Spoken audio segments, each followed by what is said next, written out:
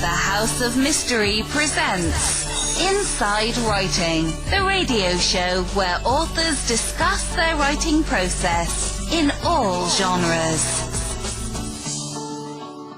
Welcome back into the House of Mystery, and we are going live here in the hot streak going on. Mr. Dave North Martino at the movies is sitting in as co-host today. I am here. Yeah. Hey, Al. Yeah. Thanks for having me. Yeah, well, I'm not touching that one. So how are the movies? How are the movie things going? Are you starting to get reviews up there now? And Yeah, going well. I have my first review up. We're going to ramp it up. yeah, but you got to get some real negative ones, right? You got, Yes. That was a 3-star. You got to put some real 1-stars up there. People love 1 star, hate, 2 right? star. Right now, people love that hate. I'm going to do that when I just Yeah. hate on all the films. Yeah, just get the ones that are most popular and put something really bad, and then you get people. That's I'm writing it down right now. Yeah, then you get into big fights with them online and call them names and everything like that. You know, Well, that'll be all part of the fun. threaten them with one of your guns.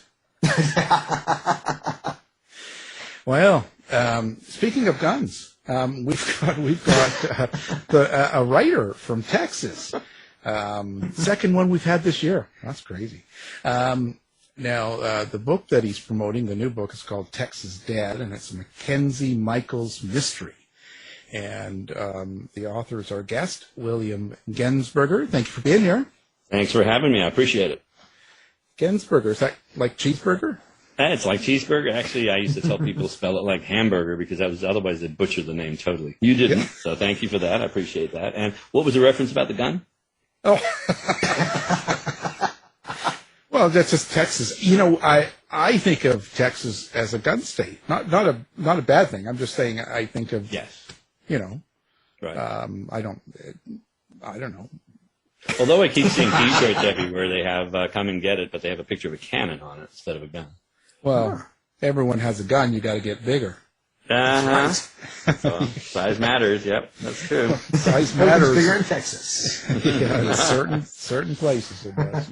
Yeah. Well, so now this is the first time you've been on the show, and It is. so how did you get into writing? Like, where did it come from for you? I have probably always been writing in one form or another, and growing up from about 1920, I would write short stories and spend a lot of time emulating writers that I liked. But my parents didn't really encourage it too much. You can't make a living in that field, and so I sort of went into journalism and then started helping other writers and eventually decided, you know what, it's time. When you say it's time, it's usually, for me anyway, it was a point where you have to decide that you have something good enough to write, and also where you have to be kind of a certain amount of bravery there to put something out where, Right. without, because there's a lot of rejection. Oh, absolutely. And there was no shortage of stuff to write. I had binders full of things, but in trying to make a living, I would do other jobs. Journalism was one. I used to also have a publishing company helping other writers. Books and Pieces magazine I did for a number of years, where I interview writers and we'd have everything from tips and. But you're right. There's a lot of bravery that has to go into actually putting it out there, because if you're not expecting you're going to get rejected, then you're probably deluding yourself. Yeah, and I think that's sort of I think a lot of people are taking the easy way too, right? Because you can just self-publish on Amazon and not worry about it. Yeah, I don't know that that's so much easy anymore, because if you look, the number of things on Amazon there's an endless amount of them, and most of them are pretty bad. So I think it's not necessarily easy anymore, because you have to compete against everything else out there, as opposed to somebody critiquing you and telling you that, yeah, I like it or I don't like it. Yeah, no. Well, and I'm not saying they sell or anything, because quite No. often they don't, right? They sell too many Right. copies and all that. But a lot of people just kind of do it thinking that. Oh yeah, sure. But it pollutes your chances too. I mean, you're up. It's like standing in a crowd of people. You have to have some way to stand out a little differently. Yeah, you have to do something differently. So what is it that you do that's different? Well, I've done a lot. A lot of my background, too, is also advertising, graphic design and stuff. So I try to be creative. I try to be silly. I try to be funny. I'll try to look at angles on things that people don't generally look at. I'm not ashamed or worried about giving stuff away. I mean, everything is about exposure, and the more exposure you get, the better off you are. And ultimately, the judge is going to come down to the person that reads the book and says, yeah, that's pretty good, or could have done without that. Yeah, I guess that's pretty much says it all. Yeah. So when you write a book, Mm-hmm. how do you get your idea for the book? It seems like you go all over the place here. So where do they come from for you? I'm notorious eavesdropper. I like to go when I'm out at restaurants. I tend to eavesdrop on everybody's conversations. I like to watch people's mannerisms and characterizations and to see what they do and try to guess things about them. Often probably highly inaccurate, but usually amusing.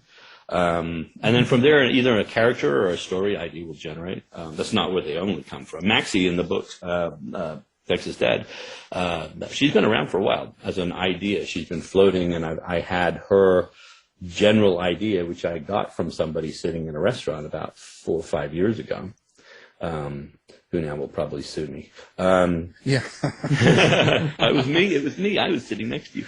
But I like that. I just like I like the fact I had a bit of a kick-ass female detective, and it was like question for a long time is what to do with her.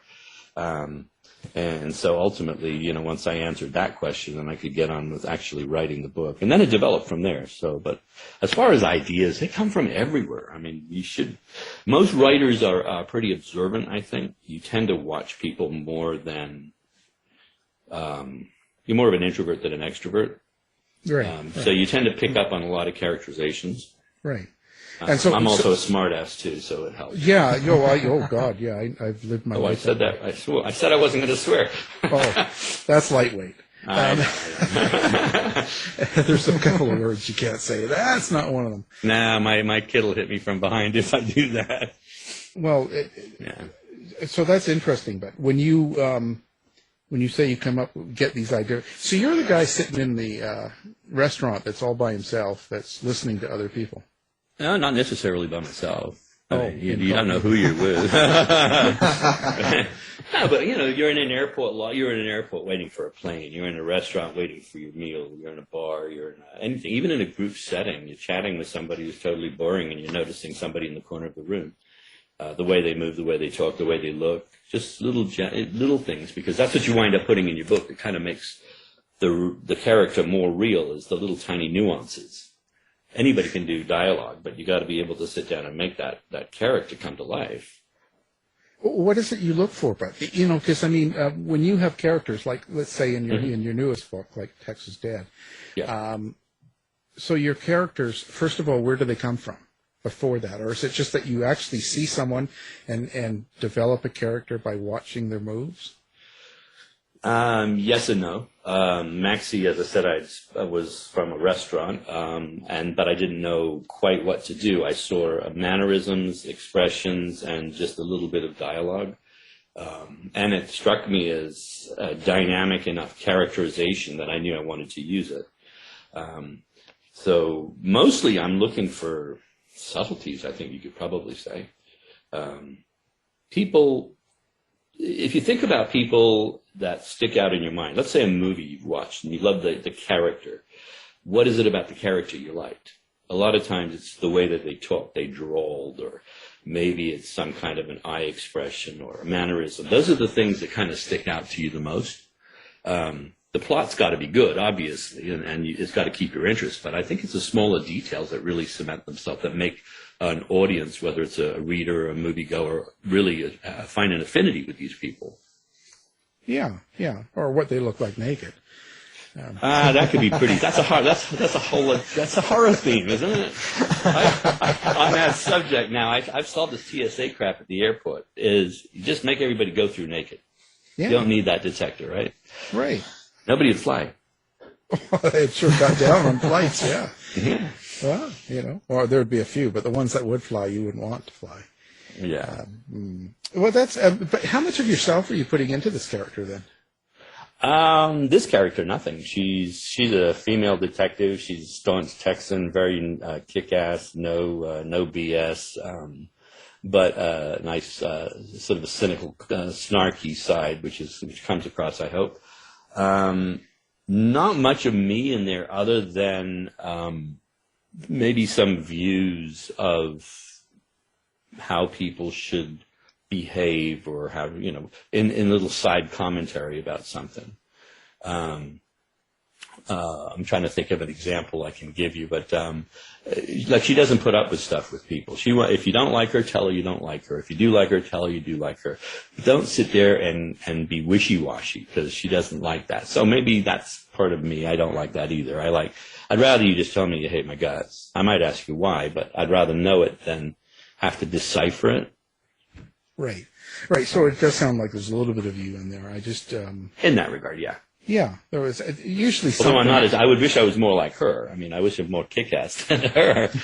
I still try to watch out for people's feelings a little bit, but not too much. Not too much. There's too much of that going around. I was going to say, it's starting to sound like you, but so is that maybe your underlying subtext? Like when you say the little side comments and you sort of how people should act, do you kind of put that in the book throughout as kind of a subtext besides the story that you want people to take away from it? Interesting concept. Yeah, possibly. I mean, it happens to match with the characterizations in there. If it didn't, I probably wouldn't. But then again, I might not write it that way. So maybe I think that's probably a good observation. I think a writer wants to have. I think you're saying something as a writer, whether you're doing so overtly or not. But again, you don't want to hit people over the head with a big stick. It's got to be a fun read.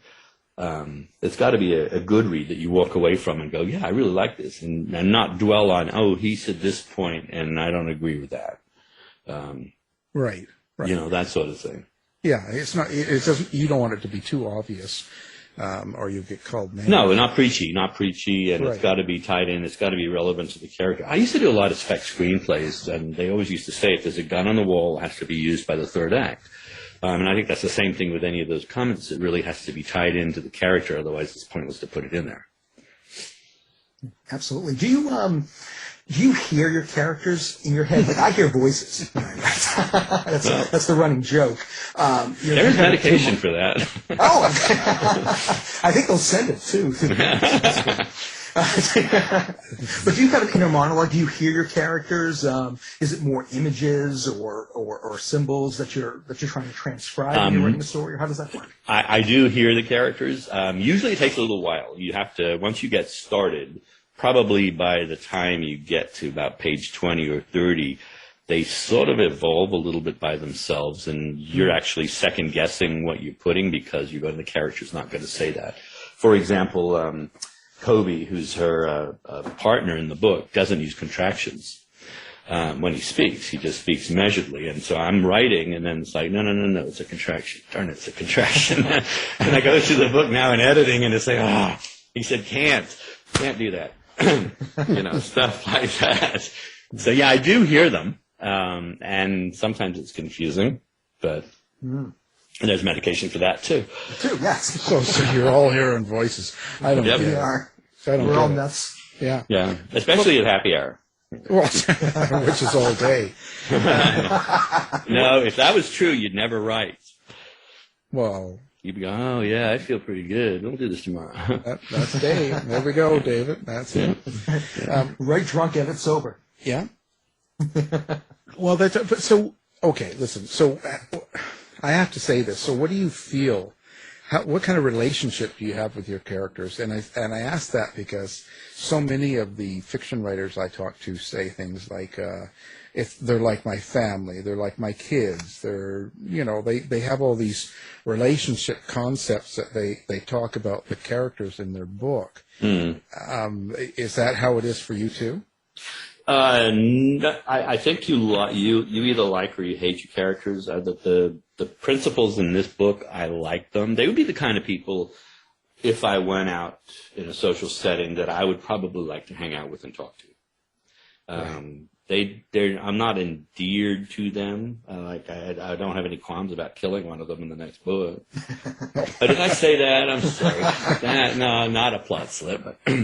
But yeah, I mean, you obviously you have to have a certain emotional connection to your characters in order to really do them justice. But it's not one of those. Yeah, I'm going to have to write another 30 books because this is like my sister or girlfriend or whatever. And if I don't write it, I'm going to now be alone in life. No, it's not like that. Yeah. So you're not like in the basement having sex with your. The blow-up doll comes Thursday. No. and you come Friday. Zinger. Oh, I'm terrible. You are. That's your show. You can be terrible. Well, that's what they love about me, or hate about me, which I like too. Yeah. I'm equal. Gotta have fun. Well, but that's so. Do you take people? So if okay, I asked this one because the very first fiction writer I ever interviewed, J.D. Horn, said that if he was out at a store or out in a restaurant lineup or something's going on and someone is really rude, cuts him off, said something bad, he'll turn that person into a character and then kill them in his book. And I found that really, I love that actually. It's pretty good, yeah. Yeah, I love that he was so open about it and just like, yeah. And he's a bestseller. He's done all these big books. So do you do the problem same with that? The problem with that is if you did that, there would be nobody left in the world. Yeah, but you can write quite a few books. It's going to take forever to kill off everyone. I'm not like that. Here's why. Because if there was somebody rude that was rude in a different or semi-unique way that stood out as, oh, that's clever or something like that, maybe overly sarcastic rather than just rude, I might steal that bit. But rudeness is a dime a dozen. And so there's nothing really memorable about it. And there really is no shortage of people that, you come across in your daily life that I don't have enough room to write. Right. There are just too many of them. So yeah. I'm more interested in the quirky ones. I'm more interested in people that stand out. Somebody, for example, who looks shy or acts shy and then comes out with a sarcastic zinger. Now, that's the person that's got my interest. Because there's more boiling there under the surface that's more interesting, and I want to learn more about that than I do about somebody that's just overtly one way or the other way.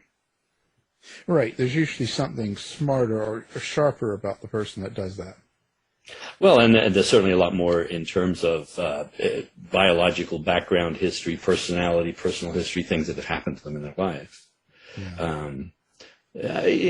Introverted. I consider myself an introverted person, but I'm not. I mean, I can sit down and in settings and feel totally comfortable and blurt out the most inappropriate and sarcastic things, as we've done. But you certainly have. I certainly have. Thank you. I'm proud of it. Damn it. But I don't. Also, at the same time, the flip side is I don't like being the center of attention. So there's a dichotomy, and that sounds totally crazy because here I'm talking to you and I've done other stuff, and it's not necessarily a great ego boost as much as it's part of what I do. So, but I'm looking at that from a personality point of view. So I'll meet a lot of people that come across that are either very, very loud and very insecure, or the other way around, and they're very interesting usually. You based this story on kind of a murder, Corpus Christi, series of murders, shot in the kind of a murder. I don't know. There's like tons of murders in this book, man. No, we start after there's a series of murders that have happened, and then the story really revolves around the one that starts on the first line of the first page, which is different than the others. And sort of draws in a couple of extra characters without giving away too much. But that's the different murder, and that sort of leaves everything, and it keeps building as they keep finding more and more bits and pieces along the way, and it becomes quite threatening to them. Well, where does that come from for you? Like, is it from news stories or some sort of killings and something? Is there something, or is it you just like the mystery? Well, generally crime is on the uptick. Most cities tend to have quite a bit more nowadays than they used to.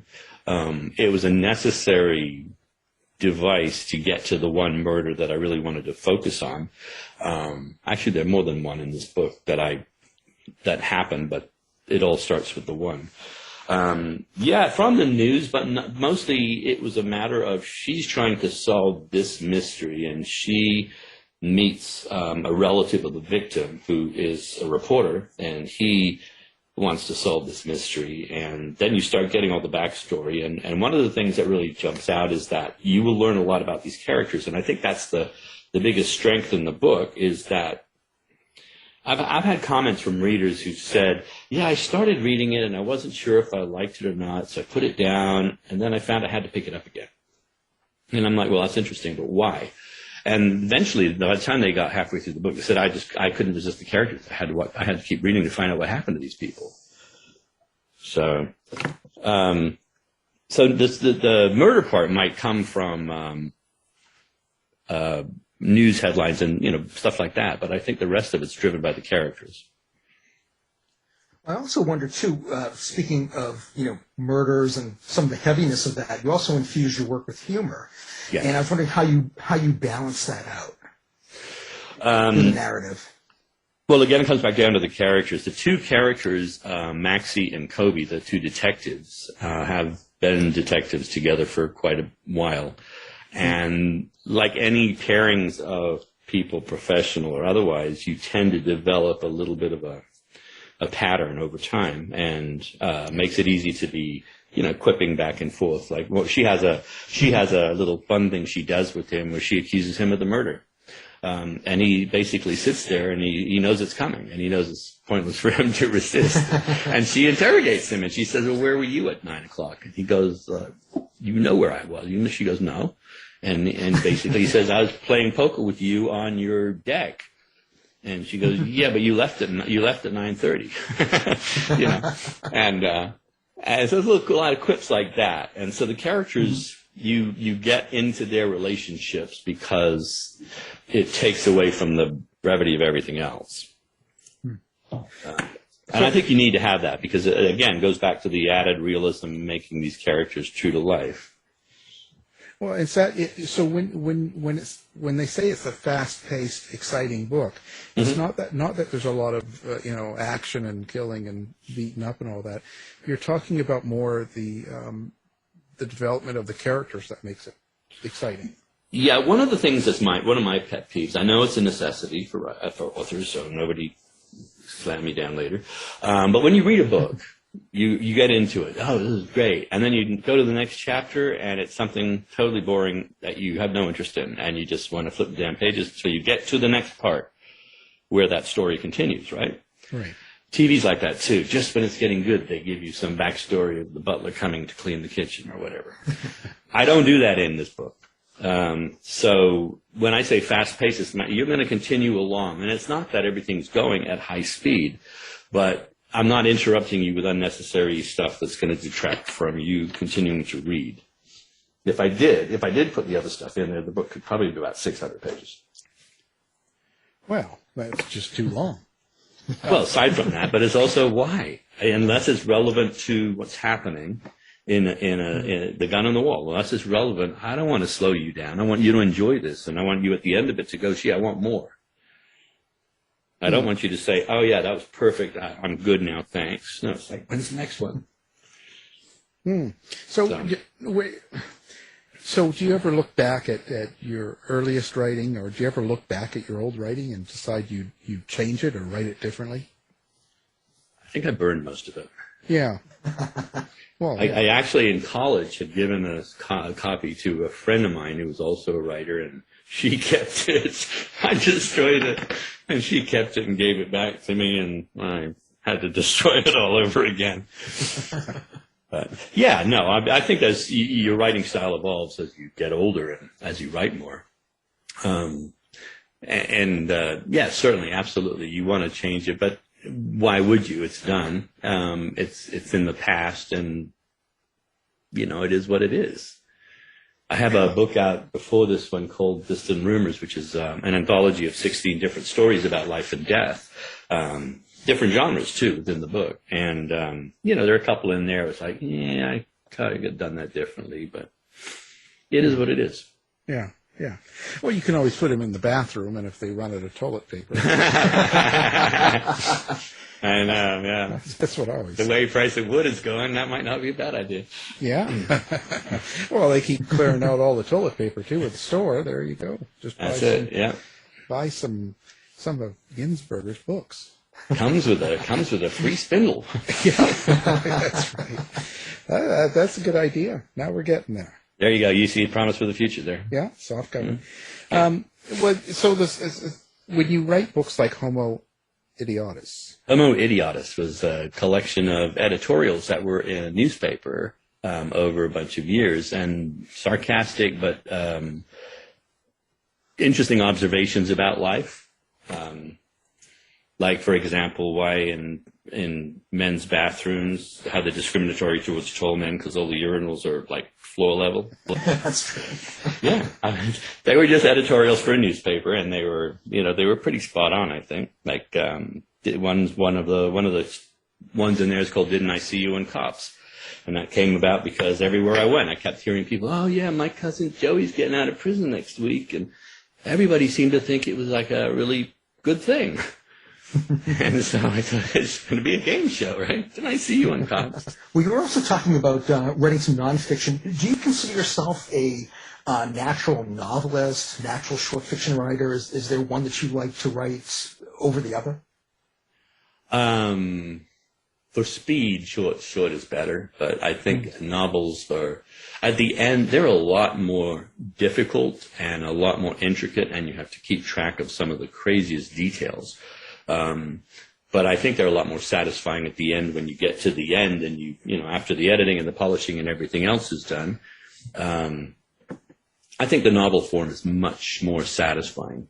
But short stories are good for doing a wide variety of topics and just entertaining yourself in that, for a very short period of time. And a lot of authors like Andy Weir, they do short stories. I don't know if you've ever read Andy Weir's The Egg. It's a fantastic little short story about a man who dies and thinks he goes to heaven, and he finds out the meaning of life. I won't tell you more. Go look it up. It's actually pretty good. Yeah, and I don't know. I think by and large the novel is the better format. Plus, from an income point of view, I think once you've got a bunch under your belt, then you've got a little bit more coming in. Nobody really wants to pay for short stories so much. Yeah. So, yeah, that's true. But it's not an easy process. Not writing a novel is complicated. I found one of my weaknesses is I had to develop a whole new system of keeping track of time and also what some of the characters had. For example, I would say, "Oh yeah, so we did this yesterday," and a friend of mine who's also a best-selling author, J.C. Ryan, who would look over my notes and he'd go, "No, that was the day before yesterday." And I'm like, "Oh, darn! I thought it just yeah." And then I'd have the characters driving in the wrong cars, like the bad guys driving one car and detectives driving one car, and I'd slip up and. So I had to come up with a way to make sure I could keep track of all these little details. And you don't want to repeat yourself either in a lot of the statements that they make. So, yeah. I think I just saw one of your movies last night. It was really, they kept making mistakes. No. Yeah, right. Well, I was in a movie. Okay, what was that? See, I knew I could catch you off guard with that one. Was that the rated R XXX or what? No, that was later. No, I was, and the only reason I even say it is because I actually have solo screen time in the finished product, so that was kind of nice. No, the original Red Dawn in 1984. Oh, really? Yeah, I have 15 seconds on the screen. Wow. I was dressed as a Russian, waving a flag, so. Wow. Fully clothed, mind you. Oh, well, then what's the point? Yeah, I know. Well, yeah, so you must have just got the chicks chasing you then. No. No big lineups. No big. No, it doesn't really work that way. They're throwing themselves at you. Yeah, no, they do throw themselves at all the actors, but. I mean, but you were a Russian. well, I was a Russian, but back then nobody really cared. Oh, well, that's too bad. Should have dressed it up. I know. If it had been a nude flick, maybe. Oh, yeah. Well, there you go. Well, that depends too, right? Yeah, it's true, yeah. You know, it depends what angle they get you at. I am still owed 14 minutes and 45 seconds, I think. Well. 50 minutes of fame. That's it. Yeah. Well, everybody's got to have it. Well, you know, it's the day of that, right? I mean, social media. I mean, well, I know. That's why I'm counting on this show. How long we've been talking? I'm counting on making that up here. Well, get going. Yeah. Get going. You know, get on video. We'll record it and we'll put it out there, and you'll be a star. There you go. You know. And it's on when you post this, you're going to be putting up those pictures you talked about? Yeah. Oh, yeah. All right. Yeah. Cool. Yeah. Cool. Yeah. Don't worry. I'm not worried. Got you with Brad Pitt there. Oh, wow. Yeah? Yeah. Brad Pitt or Brad's Pitts? Yeah, well, you end up in one. I set that one up pretty good. Do you look to other writers, or do you look to something else? I thought you were my main influence. Oh, hardly. Okay. Why? No. You can mail it. I'll give you the address to mail that check to. No, a wide range. I think in terms of quirkiness and looking at Philip K. Dick, I mean, was to me the reality, sci-fi. What is and everybody knows Philip K. Dick these days. Man in the High Castle, Total Recall, Blade Runner. And for nonfiction, just a wide range, including Daniel Silva. I mean, I'll read. I'll go into a bookstore. I'll actually go into a bookstore and read the first page of a book, and if I like the way it looks in terms of the style and the way it flows, I'll read the book. Oh, so you're the guy that goes in and Bends dirties those up pages. all the books, just reads the page and then puts it back and he's eating That's chocolate. Right. And leaves his business card for his book in there on the first page. Yeah, I can see that. I wondered who did that. I know, yeah. Well, so you like true stories then? Yes and no. I like making stories up. I have a whole lot of science fiction ones I hope to get to one of these days. But you can only do so much. So I've got to finish the second book in this series, which is called American Dead, which will be out in September, which is going to be actually pretty action-packed because I don't need to really develop the characters as much. You'll know the characters, so I can really amp the plot up, which I have. And I will tell you it involves celebrities, a world leader, and terrorism. Ooh. But so is it modern time? Like you're covering, you're kind of making it happen today, in today's day? This one is, yeah.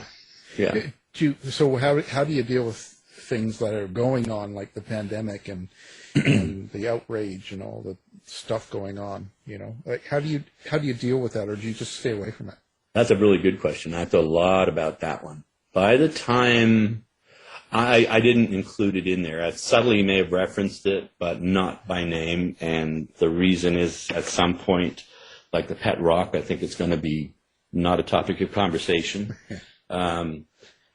It's like watching actors on TV. Should they all be wearing masks since we have a pandemic going on? And then we were reflecting reality that way. It's like, I think keep the entertainment forms entertainment. Right.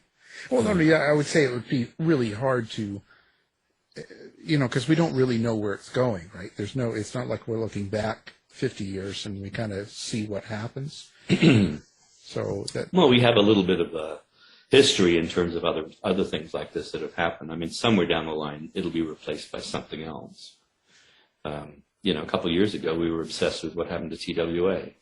And everybody was talking about flying in a different way, but I don't know. I think I just think it's simpler to just focus on. You've created this scenario. You create the world. You sort of leave out the bits that don't really work too well for you.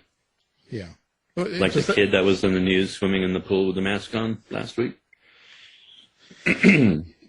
you're right into the news, aren't you?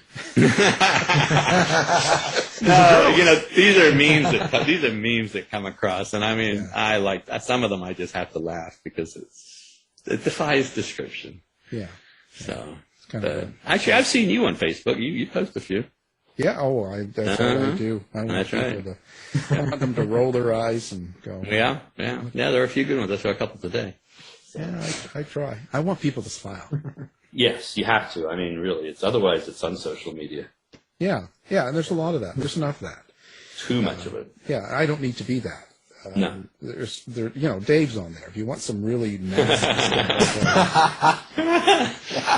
stuff, treacherous stuff, scary. Well, that's why I appreciate your format here, where it's the only thing missing is a drink. Well, that would be if we were in the studio, but since the pandemic, I've been not in the studio. I don't know if it will be back this year. To tell you the truth. Yeah. It's kind of mixed. I hear back and forth, but I'm sort of thinking that it won't happen. Yeah. We'll see. Everybody seems to be adapting to that. Yeah. It's actually better because I don't have to see people in person, and especially me, right? Yeah. Well, the thing, because we do a lot of people that have been on TV and do different shows, and they do 2 seasons, where they come through twice a year and they're just promoting the latest thing they do, and it's all sort of very rehearsed. Yeah. Right. And I'm sort of not really thrilled. You get these lists of what you're allowed to ask and what you're not allowed to ask and all this sort of stuff, and it's just, So this is actually kind of nice in a way. Yeah, I agree with you. And there shouldn't be any restrictions. I think if you're going to have a conversation, have a conversation. Yeah, well, we get to know you and about your pussy. Yeah, I know, and you got all those pictures. I know. Well, I was going to say that I have a cat that runs my life as well. I know it's in your bio. Oh, yeah. I was actually looking for some advice. Do you have any tips on how to get work done and stuff? Because I have a cat right now trying to get into my private studio here. Oh, well, no, mine doesn't climb on my work, but she demands attention at certain times of the day, and she plays fetch. She's more of a dog than a cat, but it reminds me of the old Johnny Carson joke about the pussy. When you brought that up, have you heard that one? Oh no, I'm not that old. Okay, I guess many men, and I don't know if this is fact or not. This has been out there, but I guess when Zsa Zsa Gabor went on the Tonight Show and brought her cat along, and anyway, you can fill in the rest as far as what he had to say. And I think she sued him, and she was never back on the show after that. But anyway, yeah.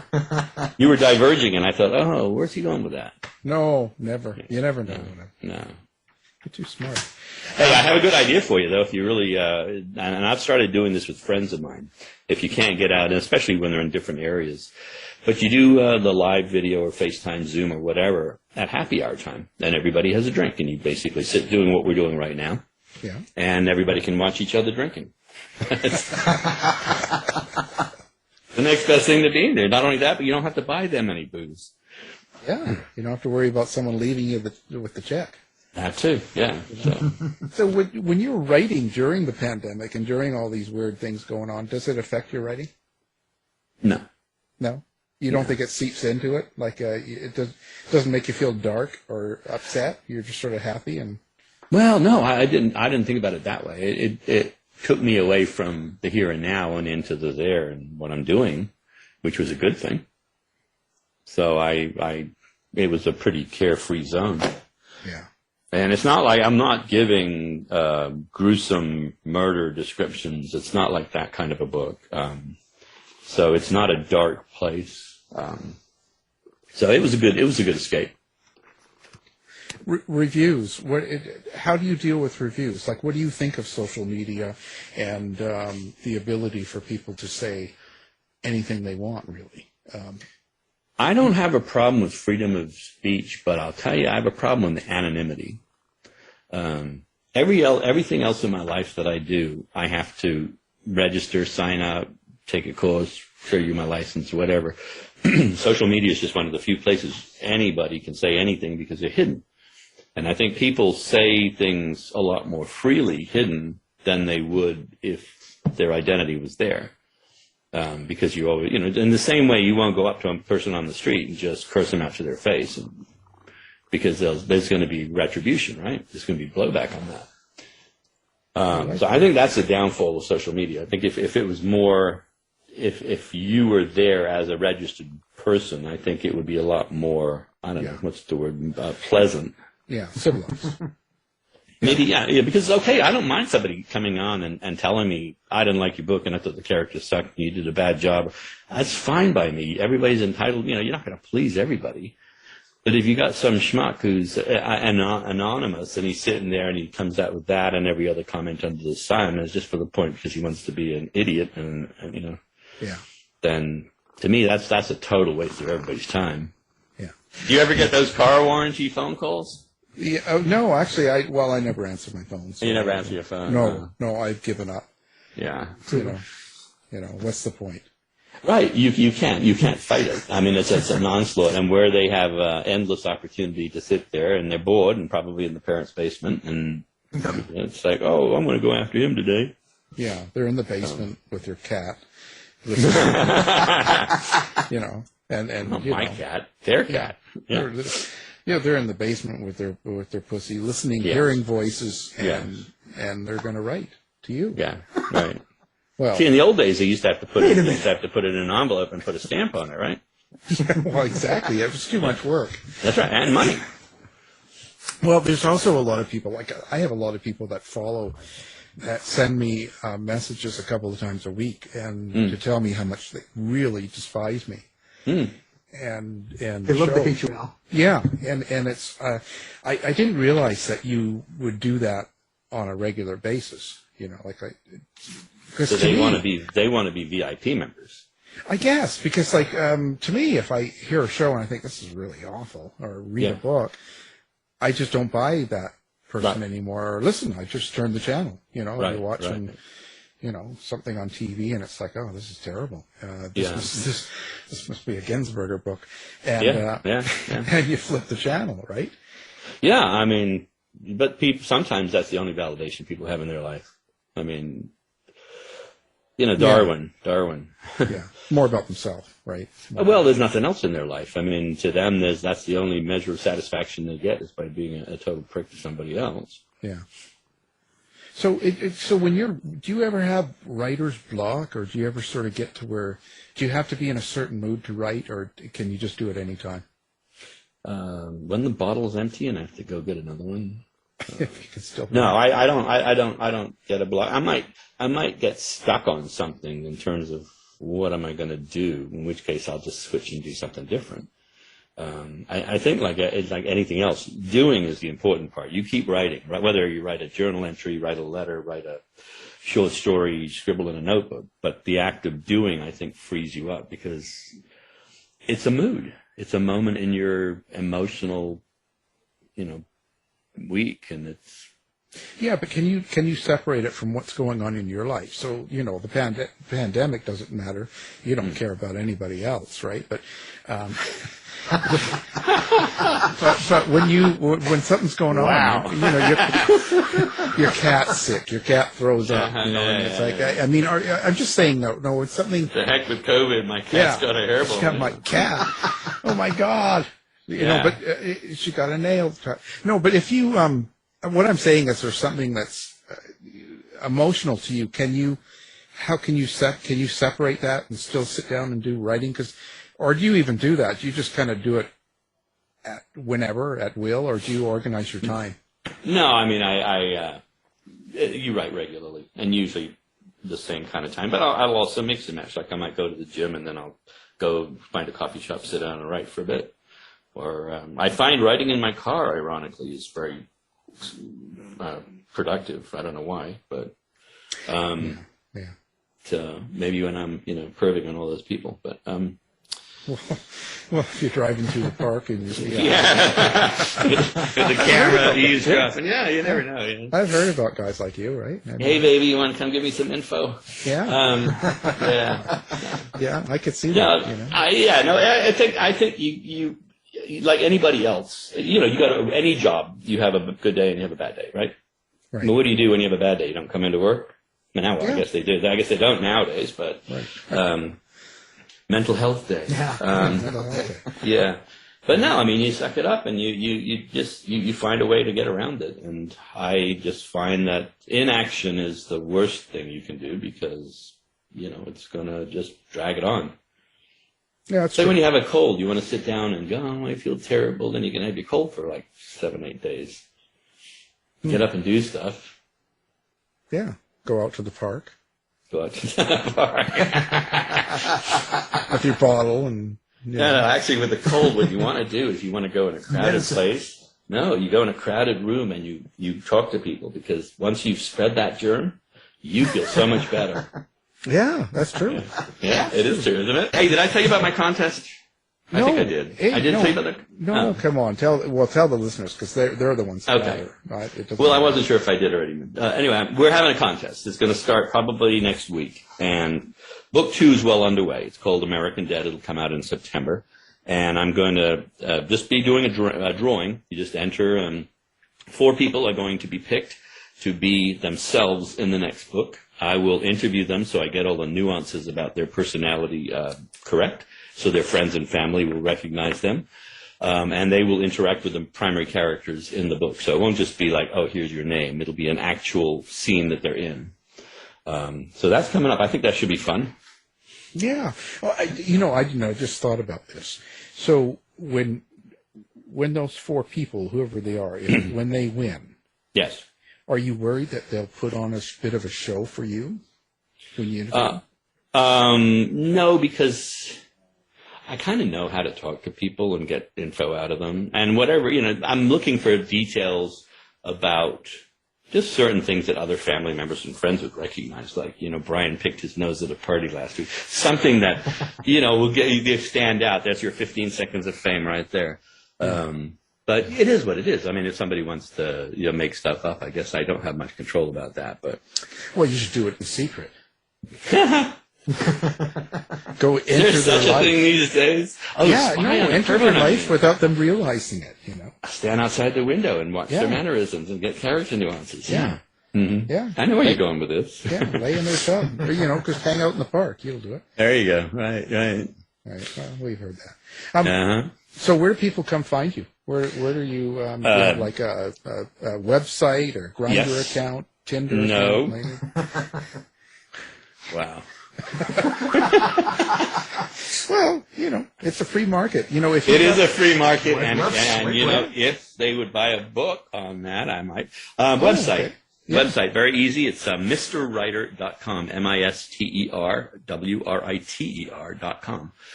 Everything's on there, interviews, book links, reviews, adding a lot of video stuff, trying to do lots of contests. That was just one. Just to get a lot of interaction, and I like interacting with readers. I like hearing what they liked and didn't like, and I don't need them to give me a 5-star review because I think in a way you're almost better off with 4 or whatever if they had an issue with it. It adds authenticity, I think, than just everybody having 5 stars. So. Well, yeah. Normally, I mean, if I get a 5-star, I think, geez, that's pretty bad. If you think I'm a 5-star writer. I see, a little self-esteem issue here. Oh, total self-esteem issue. It's just awful. Hiding behind the microphone. Yeah. That's I do all sorts of things behind the microphone. So you're going to be putting videos out. Wow. I had done videos before. Skin videos? No, actually, not quite. I don't think you want to see me naked. Before Jerry Seinfeld did Coffee and Cars with Comedians, about a year and a half before that, I did a series of videos for a blog, a very well-trafficked blog in California. It was called Bits and Pieces. And it was just a 4-minute narration in the car with a seatbelt on different topics like people walking around looking at their cell phones all day long. So those I found got a good viewership, and so I'm going to do similar things. I'm also inviting authors to submit a 10 to 15-second video pitch of their book, which I'll post because I believe in encouraging other authors. Stuff like that, rather amusing things. So, and I'm thinking that the video happy hour might actually be, Jerry Seinfeld can steal that one next. Yeah, well, they got to get their idea somewhere, right? I mean, Yeah. 'cause no one's going to watch it if you do it. Hey, cocktails with celebrities in cars, right? Yeah, something like Yeah, that. no, you're right. You're absolutely right. They don't see me doing it. That's just never going to happen. So Right. I Yeah. mean, they got to get their ideas. They're getting old. They're losing their stuff. Tell me about it, man. It's real tough. Yeah. Well, yeah. I mean, what did... I'm not going there. So how long... Censored yourself. Whoa. Yeah. Well, a little bit, yeah, because I got to remember that sometimes I get in trouble and I have to be careful. So, Okay. so where to next? Are you just going to put out the next part of this book? How many do you decide to write in a series, or do you just sort of go with it as it goes, or do you plan this out? This one I had 2 already figured out, with a third one as a likelihood. Of course, if the book doesn't do well, then it'll be 2. But I can already tell you the third one. If you want to hear a title for the third book, it's called Portugal Dead. Oh, yeah. So we started in Texas. The second book's actually set in Los Angeles. And the third book will obviously be set in Portugal. Well, yeah. I mean, you have a theme to each country that you're going to kill everyone in, or? Yeah, it's about killing everybody. No, the storyline actually continues. Book 2 is a revenge story. So that's why I think it's going to be pretty strong. And book 3 is, for those people who've made it through book 2, are looking for a nice happily ever after story, is there to really just destroy their illusions about that. Oh, great. So, revenge. Everybody dies in the end. Yeah. And you got the revenge thing, so is that personal then? You know? The revenge one? No, well, no, it's not personal. But I think a lot of people will identify it as, not as me, but I mean, I think they will identify it in their own lives. It's about people in your lives that you wish maybe you hadn't been so nice to. So. Which is almost everyone. But, you know. Well, it's certainly been an interesting conversame. The highlight. It's been fun. I've enjoyed it. You know, it's been good, and we've learned of the whole week. The whole week. Oh, by far. Oh man, I'm flattered. I really am. No, you haven't seen the guests we've had. I would. Yeah, don't get too excited there. Yeah. But that's okay. I mean, and like I said, we've learned so much. We learned that you like to write books in the park. Here we go. No, I'm still stuck on that. So he does skin flicks for his videos. Skin flicks videos. And he's got a lot of pussy movies. Don't forget that. Pussy skin movies. And so go to his website. You'll see. Yeah. So here's a question for you. So now, having heard all of this, what audience of yours is going to be buying my book? I think we found the perfect people. I think we've narrowed dead in. Narrowed it down, yeah. Just to you two, right? You're going to have, they won't be able to print them fast enough. Yeah, well, one can only hope. Well, our guest has been the great writer of Texas Dead, William Gensburger. Thank you for being here. Thank you very much. It's been fun. Thanks, Wayne. To find out more about our show, guests, or to listen to past shows from our archive, please go to www.houseofmysteryradio.com. Show's over for now. Was it as good for you as it was for me? Well, good night. This has been a production of Something Weird Media. I'll be back.